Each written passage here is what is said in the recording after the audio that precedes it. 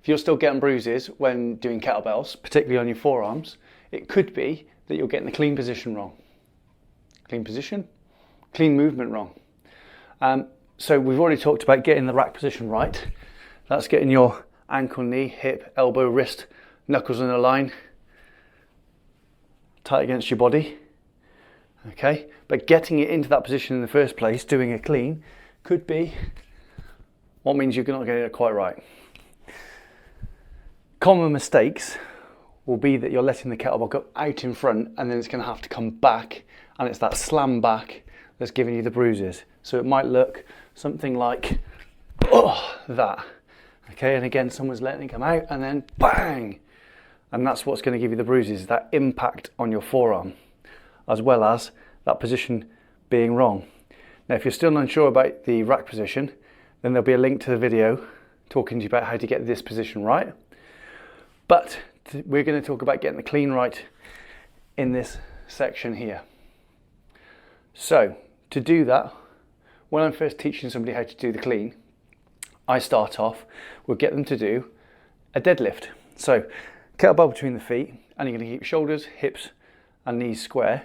You're going to stay upright and just pick the weight up. Okay, straightforward, and we're using leg drive to stand up. Once we've got that nailed, I'm going to turn it into a single arm movement. So I'm going to get the hand down here. I'm still going to try and keep my shoulders, hips and knees all square. So you're going to bend down and then do a single arm deadlift. Okay. Now, because we're doing that with our shoulders, hips, knees all square, you should be able to change hands pretty quickly and then just pick up the weight from there. Okay. Now, the important bit here is I'm getting you to use your legs to drive the weight up off the floor, and you're not pulling it with your hand. The second part to this will be to make it a little bit more dynamic. So we're going to use that leg drive, keep it close and just catch the bell at about belly button height. So this is how it looks. Okay, still staying square with shoulders, hips and knees, and then just catching it at belly button height. I should equally be able to switch hands and not a lot changes. Side view. Okay, so between the feet and leg drive, catch at belly button height, change hands, and then belly button height.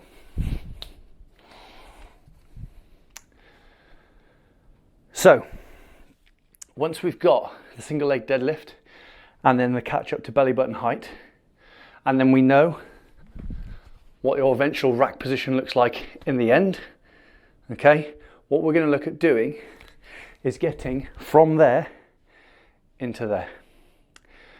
Now, what we don't want is the kettlebell coming out and round because it bangs you, and we also don't want to have it too far away from our body, because if it starts away from our body and we get it back into that rack position, that's going to give that impact. So once you stand up with it and catch it here, you're going to try and get your finger and forethumb into the corner of the kettlebell and roll it round into that nice tight position against your body like we talked about before.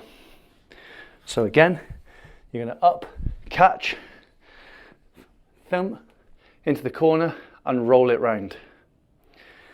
Now, things that I see some people do which encourages bad behaviour after is they try and flip it over the top. So they come to here and they somehow try and get it to come over the top and then back down that way. Now again, that's just going to give you over the top, and back down is going to give you an impact in your arm, which is going to cause another bruise again. So we don't want to see that. We want to see that, okay? Coming from on the side and scooping it round.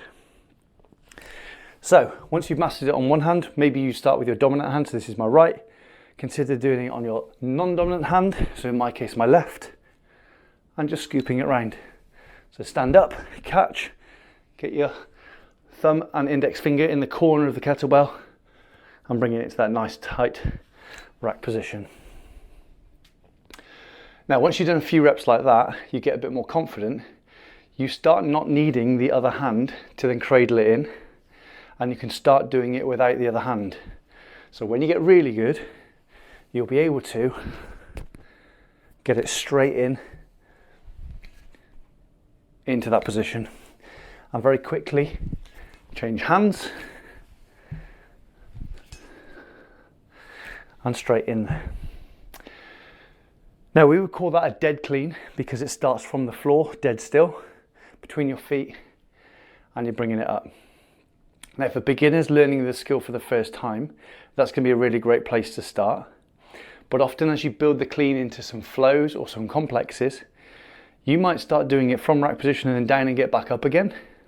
So you may do it where you put it all the way down to the floor and do a dead clean or a power clean, but it might be you start doing it from a little swing and bringing it back up. Now this is where a few people get caught out because you're so used to it with a swing, letting the kettlebell go out in front and you're sending it forwards. But for the clean, we want to keep it close to our body such that we don't get that impact on the way back in. So you need to think about when you're lifting it up, particularly with a swing, if you keep that elbow tight to your hip, the kettlebell's only going to go that far out in front, and then you're scooping around to bring it back in. So to demo a bad one, you might already have it up here. You might do a little swing and then it's out and bang. I've obviously caught that, so do not give myself a bruise, but again, it's going to come out and bang.